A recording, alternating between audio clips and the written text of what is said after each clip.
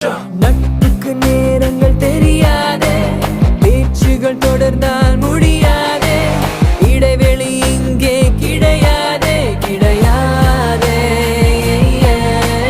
மனதுக்குள் எதையும் அடைக்காதே.